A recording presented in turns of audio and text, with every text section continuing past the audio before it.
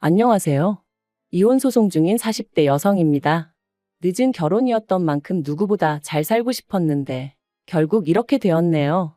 정말이지 이럴 줄 알았으면 역시나 결혼하지 말 걸 그랬어요. 원래도 그렇게 결혼을 하고 싶던 것도 아니었으니까요. 좋은 얘기가 아니라서 정말 가까운 사람들 아니면 모르는데 사실 제가 어렸을 때부터 친정 형편이 좋지가 않았습니다. 그런데 아버지가 3대 독자시다 보니 어머니 입장에서는 아들을 낳아야 했고, 그래서 없는 형편에도 계속해서 아이를 낳으시다 보니 제 밑으로 여동생만 셋이나 더 생겼죠. 결국 아들은 못 낳으셨고요. 지금이야 저를 포함한 딸넷이 어머니 일이라면 두 팔 걷어붙이고 나서니 어머니가 아들 없어도 하나 아쉬운 거 없다 하지만 제가 어렸을 때만 하더라도 집도 가난한 데다가 딸만 넷이니 주변 시선이 고울 리가 없었죠. 외가친과 비교하면 친가는 그나마 먹고 살만 했는데 도움도 일절 주지 않았고요. 그래서 결국 맞이인 제가 고등학교를 졸업하자마자 사회로 나왔어요. 제 입으로 말하기 뭐하지만 공부도 곧잘 했기에 대학에 꼭 가고 싶었는데 맞이가 뭐라고 제 욕심은 잠시 접어두고 고생하는 부모님에게 조금이라도 힘이 되어드려야겠다는 생각뿐이었죠. 지금도 그때를 생각하면 복잡한 심정이에요. 아무튼 그렇게 저는 남들보다 일찍이 사회생활을 시작했고 그런 저에게 연애나 결혼은 꿈만 같은 이야기였죠. 다른 또래 여자들이 멋낼 때 저는 낮에는 작은 건축 사무실에서 일하고 밤에는 호프집 주방에서 설거지를 해야 했으니까요. 그리고 그렇게 하루에 14시간, 15시간씩 일해가며 번 돈의 절반은 친정에 보내고 나머지로 제 생활비와 미래를 위해 저축을 했어요. 미용실 가는 돈이 아까워서 집에서 대충 자른 머리를 질끈 묶었고 옷은 계절이 돌아올 때 위아래 딱 한 벌씩만 새로 사가면서 말해요. 정말이지 지금 생각해보면 어떻게 그러고 살았나 싶지만 그때는 그렇게 사는 게 맞는 거라고 생각했습니다. 그래서 힘들다는 생각은 했어도 잘하고 있다 믿었고 지금도 후회는 없어요. 그리고 그렇게 살다 보니 어느새 제 나이가 35이 넘어갔고 둘째 여동생은 시집을 갔네요. 그리고 어느덧 셋째 여동생도 취직하고 막내도 대학 졸업을 앞두고 있었죠. 그런데 그렇게 다들 잘 풀려서 자기들 앞날을 그리는 걸 보니까 저도 제 인생을 돌아보게 되면서 어째서인지 허탈하고 섭섭한 마음이 들대요. 그래서 여행을 떠났습니다. 비록 한 달이라는 짧은 시간이었고 친정 부모님한테 무슨 일이라도 생기면 달려가야 한다는 생각에 멀리 갈 수도 없었지만 처음으로 제 자신이 정말 원하는 게 뭔지 생각해보는 시간을 가질 수 있었죠. 어려서부터 동생들을 챙기느라 부엌 출입이 잦았던 저는 요리하는 게 즐거웠어요. 누가 됐건 간에 제가 한 음식을 맛있게 먹어주면 거기서 큰 기쁨과 보람을 느꼈죠. 그래서 그때까지 모았던 1억을 탈탈 털어 식당을 차렸습니다. 그런데 그렇게 시작한 식당은 제 예상보다 훨씬 힘들고 고되더군요. 처음 몇 달 동안은 적자를 면치 못했는데 그러다 보니 아르바이트생은 언감생심 꿈도 꿀 수 없어서 저 혼자 식당에서 먹고 자기도 여러 번이었죠. 그리고 그럴 때마다 스스로 잘 다니던 회사는 왜 때려치고 이 고생을 하고 있을까 하고 얼마나 자책했는지 몰라요. 하지만 사람이 죽으라는 법은 없다고 그래도 포기하지 않고 1년 넘게 버텼더니 조금씩 사정이 나아지는 게 느껴졌어요. 그리고 또 몇 달이 지난 후에는 그래도 제 인건비는 가져갈 정도는 되었고요. 그리고 거기서 안주하지 않고 제 나름대로 이런저런 도전도 해보고 그랬더니 3년이 되기 전에 다른 동네에 매장도 하나 더 열게 되고 제가 제 사업 어떻게 키웠나 이야기하려고 지금 펜을 든 건 아니니까 이 이야기는 이쯤에서 줄이도록 하겠습니다만 아무튼 이후로는 이것저것 뗄거다 떼고 한 달에 못해도 1,000은 제 몫으로 돌아왔어요. 그리고 모든 게 어느 정도 안정을 찾았다 싶었을 무렵 식당 단골 손님의 소개로 남편을 만났습니다. 고졸인 저와는 달리 대한민국에서 몇 손가락 안에 드는 대학을 졸업했다는 저보다 한 살 많은 남자였지요. 듣기로는 공무원이 되기 전에는 아버지 사업을 도왔었다고 했고요. 그래서 저는 남편이 저한테 과분하다고 생각했어요. 하지만 어째서인지 남편은 제가 마음에 든다며 어찌나 적극적으로 다가오던지 처음엔 얼떨떨 하더라니까요. 아무튼 소개받고 한 달 만에 본격적으로 연애를 시작했습니다. 내 인생에 사랑이니 뭐니 그런 건 없을 줄 알았는데 마치 드라마의 여주인공이라돈 된 것 같은 기분이었죠. 남편은 저는 처음부터 결혼을 전제로 교제했고 그래서인지 저희의 관계는 급속도로 빠르게 발전하였습니다. 사귄 지 반년이 넘어갔을 땐 이미 진지한 사이가 되어 있고요. 그런데 그렇게 관계가 진전되고 나서야 어이없게도 남편의 거짓말을 알게 되었어요. 일단 좋은 대학을 나왔다곤 하지만 그게 서울이 아닌 지방에 있는 분교 캠퍼스였다는 것과 도왔다는 아버님 사업은 실은 아버님이 운영하시는 떡집에서 자비를 거두는 수준이었다는 걸요. 비록 저는 대학 문턱조차 밟아본 적이 없었지만 그렇다고 해도 어째서인지 남편의 학벌 때문에 내내 주눅이 들어있던 제 자신을 생각하니 어이가 없었고 떡집을 사업이라고 포장한 것 또한 아무리 직업에 귀천이 없다지만 저뿐만 아니라 사람들이 오해하게끔 내버려뒀다는 점이 무척 실망스러웠네요. 하지만 이미 남편에게는 제 모든 것을 줘버린 상황이었기에 이별을 생각하진 못했습니다. 오히려 차라리 어떻게든 남편을 이해하려고 했지요. 그래야만 제 자신의 선택을 합리화할 수 있었으니까요. 이후로 저희는 반년을 더 만났고 이내 부부의 연을 맺었습니다. 상견례 자리에서 어머님 아버님이 우리가 도움을 받을 나이지 도움을 줄 나이냐 하시며 경제적 지원은 어렵다 하셨는데 그건 저희 친정부모님 사정도 마찬가지였으니 크게 개의치는 않았어요. 줄곧 남편이 전세 보증금 정도는 있다고 했고 저도 제 나름대로 모아둔 돈이 있었으니까 별 걱정이 없기도 했고요. 그런데 청첩장까지 나오고 나서야 남편이 자기가 보기엔 저 혼자 살고 있는 아파트도 둘이 살기엔 충분한데 굳이 이사를 갈 필요가 있겠냐는 거예요. 그러면서 자기 돈은 뒀다가 나중에 아이가 생기면 그때 꺼냈으면 되지 않겠냐는데 그땐 어째서인지 아주 틀린 말은 아니다 싶었습니다. 사실 결혼 준비한다고 해서 식당을 누구한테 따로 맡길 수도 없는 상황이었는데 이사까지 하려니까 여러 가지로 정신이 없었거든요. 그러니 지금 생각해보면 당시 저도 모르게 판단력이 흐려져서 좀 더 편한 쪽으로 결정을 내렸던 모양이에요. 그래서 결국 나중에서야 따지고 보니까 남편은 거의 빈손으로 저와 결혼을 했습니다.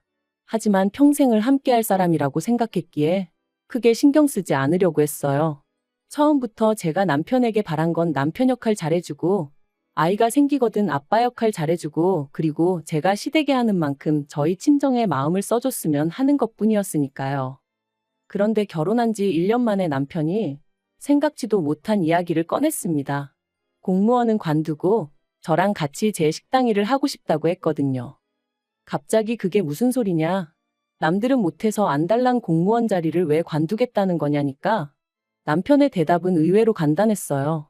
제가 버는 돈에 비하면 자기가 버는 돈은 턱없이 적기도 하고 자기가 왠지 시간 낭비를 하고 있다는 생각이 든다는 거예요. 그래서 제가 자그만치 4년을 공부해서 된 공무원 자리를 왜 관두냐고.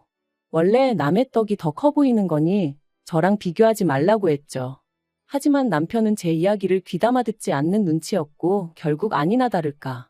남편이 처음 관둔 해 만에 얘기를 꺼내고 2달 만에 저랑 상의도 없이 사표를 냈더라고요. 그리고 역시나 저는 또다시 어떻게든 긍정적으로 상황을 보려고 노력했고 남편이 제 식당에 출근하는 걸 허락할 수밖에 없었습니다. 하지만 이제 와서 말이지만 솔직히 남편이 일하는 방식은 제 마음에 썩 들진 않았어요. 연애를 할 때도 답답한 순간이 종종 있었고 결혼한 이후로도 이해 못할 남편의 행동이나 말들 때문에 예민해지는 일들이 있긴 했지만 그런데 같이 일을 해보니까 소위 일머리가 없는 게 눈에 보이더라고요. 게다가 요령은 또 어찌나 피우던지 저를 포함한 모두가 바삐 움직이는 시간에도 어떻게든 카운터만 지키려고 하는 거예요. 그래도 돈은 남자 사장이 받아야 손님들도 함부로 시비를 안 건다는 황당한 이유를 대면서 말이죠. 그리고 이건 여담이지만 언젠가부터 남편이 스스로를 사장으로 부르는 것도 솔직히 어이가 없었습니다. 저는 남편에게 직원으로서 월급을 주고 있었고 이건 남편이 제 식당에 출근할 때부터 합의를 했던 부분이었거든요. 하지만 그럼에도 불구하고 다른 직원들 말로는 저만 없으면 남편이 사장 행세를 한다더니 한 반년쯤 지나가니까 제 앞에서도 아주 당당하게 스스로를 남자 사장이라고 칭하더라니까요. 하지만 그렇다고 그런 남편을 다른 직원들 앞에서 시쳇말로 쪽팔리게 할 수도 없고 그러니 그냥 이따금씩 호칭은 확실히 하자고 애둘러 말하는 정도만 했는데 들어먹질 않대요. 그러다 남편이 합류한 지 2년째 되던 작년 겨울이었습니다. 날이 추워지면서 식당이 바빠졌고 그래서 저는 급하게 아르바이트생을 1명 뽑았죠. 그런데 하루는 그 아르바이트생이 저더러 저희 남편이 자꾸 카운터에서 현찰을 꺼내간다며 그래서 거스름 돈이 필요할 때면 식당 옆 편의점에 바꾸러 가는데 편의점에서 싫은 소리를 엄청 한다고. 그러니까 저더러 남편한테 얘기해서 카운터에서 잔돈 좀 넉넉히 채워놓으라고 말 좀 해달라대요. 그리고 그 이야기를 듣는데 좀 찝찝하더라고요. 그래서 그때부턴 아무래도 남편의 일거수일투족에 촉각을 곤두세웠죠. 그리고 며칠 뒤 남편이 샤워를 하러 들어갔는데 핸드폰이 울려서 슬쩍 보니 어머님 아버님이 이번 주는 왜 20만 원이냐 하며 어쨌든 잘 쓰겠다 하고 보내셨더라고요. 그리고 그 문자를 보고 저는 의아할 수밖에 없었습니다. 왜냐하면 시부모님께는 매달 초 50만 원씩 보내드리고 있었는데 그때는 12월 중순이었고 게다가 이번 주는 뭐고 20만 원은 뭔지 뭔가 앞뒤가 안 맞는 게 도무지 마음에 걸려 결국 남편의 핸드폰을 열었습니다. 그리고 남편의 핸드폰을 통해 알게 된 사실은 정말 황당했어요. 따지고 보니까 대충 제 식당에서 일한 게 2년이라 치면 그중 1년하고도 5개월 동안 식당 현금 매상을 빼돌리고 있었으니까요. 자기 딴에는 완전 범죄라도 꿈꾼 건지 어찌나 자세히 적어두었던지. 그리고 그 돈은 대부분은 시부모님에게 흘러간 듯 했습니다.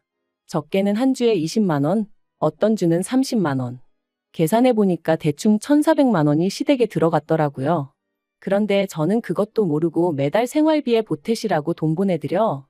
생신은 생신이라 보내드려. 명절은 명절이라 보내드려. 곰곰이 생각할수록 속에서 열불이 오르더라니까요. 분노가 주체가 되질 않아 손발이 덜덜 떨리던 와중에 남편이 화장실에서 나왔습니다.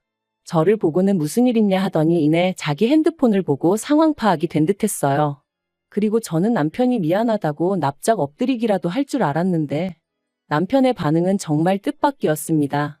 왜 남의 폰을 보고 그러냐면서 저더러 수준 없다고 했으니까요.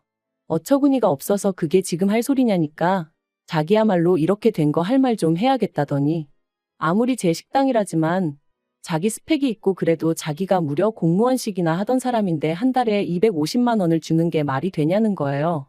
그래서 제가 남편더러 당신 일주일에 많아봤자 4일 나오고 아무리 바빠도 8시간만 하고 들어가지 않냐. 그리고 공무원이고 뭐고 당장 칼질도 못해서 주방일은 거들지도 못하면서 250이 적다는 게 말이 되냐 하고 받아쳤습니다. 그랬더니 남편이 자기는 제 의견을 받아들일 수 없네 어쩌네 하더니 아무튼 자기 생각에 월급이 너무 적어서 자기가 알아서 더 챙겨간 거래요. 자기 생각엔 그래도 400 정도는 받아야겠다 싶어서 거기에 대충 맞췄다나요? 진짜 황당하고 기도 안 찼죠. 그래서 남편더러 어떤 직원이 셀프로 임금을 챙겨가냐? 진짜 웃기지도 않는다. 내일부터 그냥 나오지 마라 했습니다. 당신 목 생활비는 나가서 막노동을 하든 알아서 벌어와서 내놓으라고. 내일부턴 아주 칼같이 따져가며 살자는 말과 함께요. 그랬더니 적반하장도 유분수지. 자기가 그렇게까지 하면서 저랑 왜 사냐입니다. 제가 나와달라고 해도 자기가 이제 나갈 마음이 싹 사라졌다면서 자기 없이 한번 장사해보래요. 자기한테 도와달라고 와서 빌어도 소용없을 거란 헛소리를 하면서요.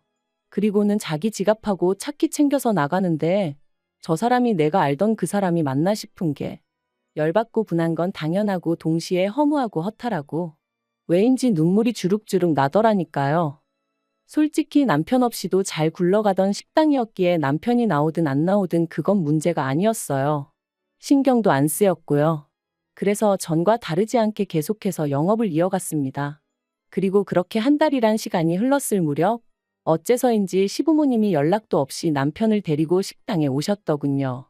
당신들이 보기에 부부싸움을 이 정도로 했으면 충분하다면서 이제 서로 이해하고 용서해 주라면서 말이죠. 까놓고 남편이 싹싹 빌어도 부족할 판이었는데 서로 뭘 이해하라는 건지.